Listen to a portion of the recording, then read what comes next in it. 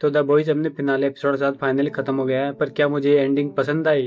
तो इसका एक सिंपल वर्ड में आंसर है बिल्कुल भी नहीं। मुझे ये एपिसोड काफ़ी रश्ड लगा, बहुत सारी चीज़ें एक्सप्लेन नहीं की गई। होमलैंडर और बुचर की डेथ का जो वेट फील होना चाहिए था वो बिल्कुल भी नहीं हुआ। सोल्जर बॉय को तो मेंशन भी नहीं किया इन्होंने अभी तक। ना वायरस रिलीज हुआ, ना ही कुछ बड़ा देखने को मिला जिससे लगे कि दुनिया खत्म होने वाली थी। जितनी हाई स्टेक्स होनी चाहिए थी ऐसा कुछ भी देखने को हमें नहीं मिला। पर अब इसकी एंडिंग जैसी भी हुई हो, आइए इसके बारे में थोड़ा डिटेल में बात करते हैं। वीडियो शुरू करने से पहले एक सब्सक्राइब करके चैनल को सपोर्ट करना मत भूलना। तो बिना ज़्यादा वेस्ट किए सीधा शुरू करते हैं। एपिसोड का टाइटल है ब्लड एंड बोन, और ये क्लियरली सीजन 3 के एक सीन का रेफरेंस है जहां होमलैंडर और बुचर लास्ट तक लड़ने का प्रॉमिस करते हैं टिल द डेथ, और फिनाले में यही हुआ।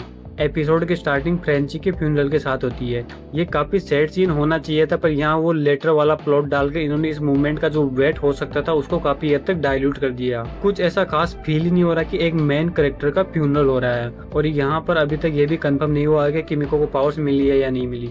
उधर होमलैंडर जाता है रायन के पास उसे कन्फ्रंट करने के लिए, क्योंकि इमोर्टल हो जाने के बाद भी वो अंदर से होलो ही था। रायन उसे बोलता है कि तुम पहले भी सबसे पावरफुल थे और अब इमोर्टल हो जाने के बाद भी कुछ नहीं बदला, तुम अभी भी सबसे पावरफुल हो, उल्टा तुम और ज्यादा लोनली और होलो हुए हो। रायन होमलैंडर को मना कर देता है उसके साथ चलने से, और होमलैंडर यहाँ से चला जाता है। मुझे इस एपिसोड में इनकी ये कन्वर्सेशन काफी सही लगी।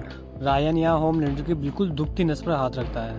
और रायन उन कुछ लिमिटेड कैरेक्टर्स में से ही एक है जो होमलैंडर के अगेंस्ट इतना कुछ बोले और उसके बाद भी जिंदा बच जाए। सेज किमिको को प्रोवोक करने की कोशिश करती है और फाइनली किमिको भी अपनी चेस्ट से एक रेडिएशन ब्लास्ट करती है और सेज पावरलेस हो जाती है। और होमलैंडर ईस्टर पर एक लाइव अनाउंसमेंट प्लान कर रहा था जिसमें वो लिटरली अपनी सेकंड कमिंग डिक्लेयर करने वाला था, और वो पूरी तरह रेडी था एक जेनोसाइड करने के लिए। जो लोग उसे पूरे दिल से अपना गॉड नहीं मानते वो सब मारे जाते हैं। ओ फादर इस पूरे ब्रॉडकास्ट को प्रोड्यूस कर रहा था, उसी ने होमलैंडर की स्क्रिप्ट भी लिखी थी। और जब ये सब चल रहा होता है तब the boys white house infiltrate करने की कोशिश कर रहे होते हैं होमलैंडर को रोकने के लिए। और जब होमलैंडर पूरे नेशन को लाइव एड्रेस कर रहा होता है तब बॉयज सीधा व्हाइट हाउस में एंटर कर रहे होते हैं जहां वो फादर ने उनके लिए ट्रैप सेट किया था। बॉयज उस ट्रैप में फंसकर मर जाते हैं, पर एसली होमलैंडर को बिट्रे करके उनको बचा लेती है और बॉयज व्हाइट हाउस में एंटर कर जाते हैं, जहां इनिशियली उन्हें डीप मिलता है जो रो रहा होता है क्योंकि होमलैंडर ने उसकी काफी बेइज्जती की थी। पर फिर भी वो बॉयज को देखकर वापस उन पर अटैक करने की सोचता है ताकि होमलैंडर को इम्प्रेस कर सके। और फिर स्टारलाइट डीप को वहां से उड़ाकर ले जाती है किसी बीच पर जहां वो वापस डीप को समझाने की कोशिश करती है, पर डीप फिर भी स्टारलाइट पर अटैक करता है और कुछ देर फाइट करने के बाद स्टारलाइट उसे ब्लास्ट करके समुद्र में फेंक देती है। और वहीं पर सारे सी एनिमल्स उस पर अटैक कर देते हैं और वो डीप को मार देते हैं। भाई लोग, डीप भी बुलेट प्रूफ है और वो कितना भी डरपोक क्यों ना हो, पर है तो वो भी एक सूप जो काफी स्ट्रॉन्ग और ड्यूरेबल है। तो उसे इस ऑक्टोपस ने कैसे मारा होगा, उसने कहां से अपना टेंटिकल घुसाया होगा और कहां से निकाला है, आप समझ जाओ, क्योंकि डीप की स्किन को पेनिट्रेट करना इनके बस की बात नहीं है। वहीं व्हाइट हाउस में बॉयज पर ओ फादर अटैक कर देता है और यहाँ पर बॉयज की टीम दो टीम में डिवाइड हो जाती है। बुचर और किमिको जाते हैं होमलैंडर को टेक डाउन करने के लिए और ह्यूई और एमएम ओ फादर को टेक डाउन करते हैं। ओ फादर खुद की ही सुपरसोनिक पावर्स की वजह से मारा जाता है, सेम उस तरह से जैसे मल्टीवर्स ऑफ मैडनेस में वांडा ने ब्लैक बोर्ड को मारा था। होमलैंडर लाइव पूरे नेशन को एड्रेस कर ही रहा होता है, तभी वहाँ बुचर और किमिको आ जाते हैं। ये एपिसोड तो थोड़ा बिलो एवरेज ही था, पर मुझे फाइट सीन काफी पसंद आया यहाँ पर। हालांकि ये काफी छोटा था और बहुत जल्दी एंड हो गया। बुचर और किमिको होमलैंडर पर अटैक करते हैं और ये सब आपस में फाइट करने लगते हैं। अब यहाँ बुचर और होमलैंडर को स्ट्रेंथ वाइज काफी इक्वल दिखाया गया है, जबकि होमलैंडर पहले भी काफी पावरफुल था और वीवन लेने के बाद तो उसकी पावर्स और स्ट्रेंथ थोड़ी और बढ़ी होगी, पर फिर भी पता नहीं कैसे बुचर या होमलैंडर की स्ट्रेंथ को मैच कर पा रहा था। फाइट के बीच में जैसे ही होमलैंडर को रियलाइज होता है कि किमिको के पास पावर्स है सोल्जर बॉय वाली, वो वहां से उठकर भागने की कोशिश करता है, पर एक बार बुचर और दूसरी बार रायन उसको रोकता है और उसे भागने नहीं देते। रायन भी फाइट ज्वाइन करता है होमलैंडर के अगेंस्ट। यहाँ किमिको को अपनी चेस्ट ब्लास्ट वाली पावर्स ट्रिगर करने में काफी दिक्कत आ रही होती है, क्योंकि उसके अंदर इतना रेज नहीं था कि उसकी पावर्स ट्रिगर हो सके। फिर उसे फ्रेंच का एक विजन आता है और वो अपनी पावर्स कंट्रोल करना सीख जाती है। रायन और बुचर होमलैंडर को पकड़ लेते हैं ताकि किमिको उसे डिपावर कर सके। यहाँ भी हमें स्ट्रेंथ में काफी इनकंसिस्टेंसी देखने को मिलती है।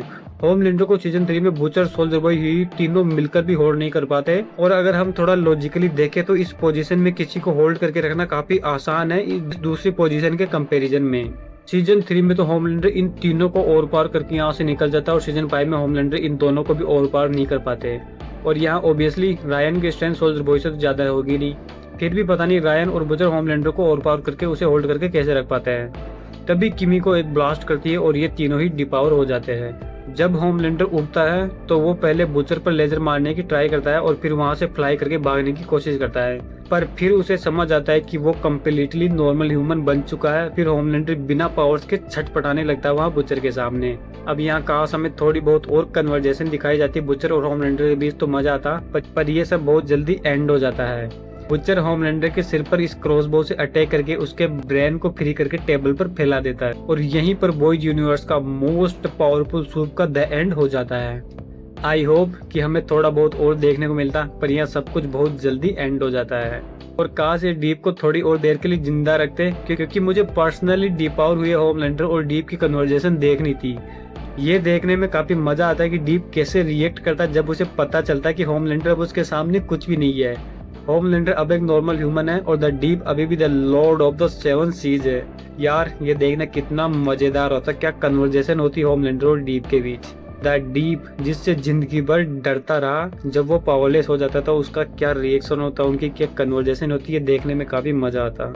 डीप होमलैंडर को बोलता, you are not my bro. Sadly हमें ये कभी देखने को नहीं मिलेगा।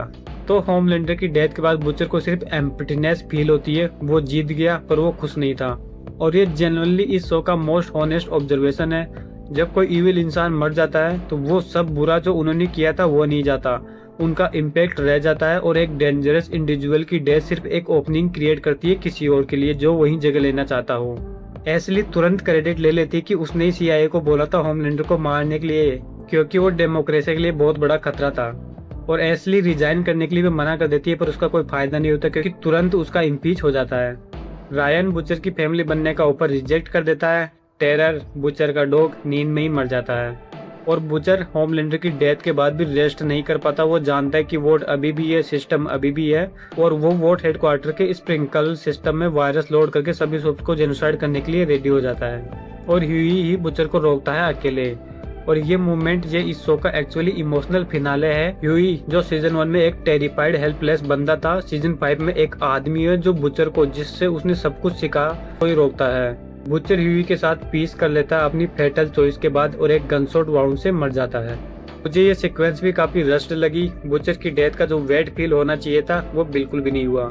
और इस एपिसोड में सोल्जर बॉय को तो ऐसे इग्नोर किया गया जैसे वो कभी एग्जिस्ट ही नहीं करता था, उसका तो नाम भी नहीं लिया गया इसमें। और यहाँ इस एपिसोड में होमलैंडर के मरने का कुछ खास सेंस नहीं बन रहा, क्योंकि जल्दी कोई दूसरा होमलैंडर आ जाएगा उसकी जगह लेने। वोट अभी भी है, कंपाउंड भी अभी भी एग्जिस्ट करता है, और स्टैन एडगर वापस वोट का CEO बन चुका है। और जब तक कंपाउंड भी एग्जिस्ट करता रहेगा तब तक कोई ना कोई नया सूप आता ही रहेगा जो होमलैंडर से भी बुरे काम करेगा।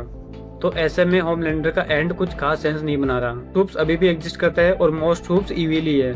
तो जब तक सूप्स एग्जिस्ट करते रहेंगे तब तक नॉर्मल ह्यूमंस और सूप्स के बीच में एक कॉन्फ्लिक्ट चलता रहेगा हमेशा के लिए। जेएनवी वाले कैरेक्टर्स का भी कुछ रोल नहीं रहा यहाँ पर। मरी मरो को होमलैंडर के लेवल जितना पावरफुल बताना, प्रोजेक्ट ओडिशा, ये सब कम्प्लीटली यूजलेस रहा। और ऐसे ही बहुत सारी चीजें हैं बोलने को जिनके बारे में हम किसी और वीडियो में जरूर बात करेंगे। इस एपिसोड में अभी भी काफी लूज एंड्स बाकी है, काफी कुछ रैप अप करना था जो इन्होंने नहीं किया। एंडिंग में रायन MM के साथ चला जाता है, किमिको फ्रांस चली जाती है फ्रेंची को ऑनर करने के लिए, और उस डॉग को भी अडॉप्ट करती है जो कि फ्रेंची और किमिको ने अडॉप्ट करने का सोचा था। प्रेसिडेंट सिंगर वापस आ जाता है। ह्यूई और एनी अपनी फैमिली स्टार्ट करते हैं। अपने आने वाली बेटी का नाम ह्यूई की डेड गर्लफ्रेंड रॉबिन के नाम पर रखते हैं, जो कि काफी इलॉजिकल है क्योंकि इनको कैसे पता है कि लड़का हो गया लड़की, जो पहले से ही उसका लड़की वाला नाम रख दिया। सोल्जर बॉय और जेनी वाले कैरेक्टर्स अभी भी अलाइव है। द बॉयज मेक्सिको और वोट राइजिंग अभी भी आने वाला है नेक्स्ट ईयर। फ्यूचर के लिए दरवाजे अभी भी खुले हैं। होमलैंडर और बुचर का एंड इस सीरीज का एंड बिल्कुल भी नहीं है। तो सीजन 5 की इतनी बुरी एंडिंग के बाद आई विश इसको सीजन 3 में ही एंड कर देते, क्योंकि सीजन 3 इसका पीक था। तो अब इसकी एंडिंग कैसी भी हो, द बॉयज हमेशा मेरी टॉप 5 फेवरेट सीरीज में से एक रहेगी। मैं डेफिनेटली न्यू व्यूअर्स को सजेस्ट करूंगा इस सीरीज को देखने का। और यार इसका फर्स्ट सीजन आया था तब मैं 11 में था, और अब सीजन 5 के साथ ये फाइनली एंड हो चुका है। तो हाँ, थोड़ा इमोशनल जैसा कुछ तो फील हुआ कि ये सीरीज भी खत्म हो गई। और टाइम कितनी जल्दी बीतता जा रहा है। पर छोड़ो, मैं ये सब क्यों बोल रहा हूँ, सब्सक्राइब कर देना यार। 25 ही सब्सक्राइब हुए है ओनली, और मैं 40+ वीडियो अपलोड कर दिया हूँ पहले ही। कर दो भाई सब्सक्राइब। हर एक वीडियो के साथ मेरा कंटेंट हमेशा इम्प्रूव होता रहेगा। बस आप लोग सब्सक्राइब करते हो तो थोड़ा मोटिवेशन मिल जाता है और मन करता है नेक्स्ट वीडियो को और दिल से बनाने का। कि ये सीरीज तो खत्म हो गई पर अभी भी इस पर बात करने के लिए काफी मटेरियल बाकी है, तो टेंशन मत लो, वो इस पर वीडियो आती रहेगी। इसलिए बोल रहा हूँ सब्सक्राइब करके रख लो। तो मिलते हैं फिर नेक्स्ट वीडियो में, तब तक के लिए बाय।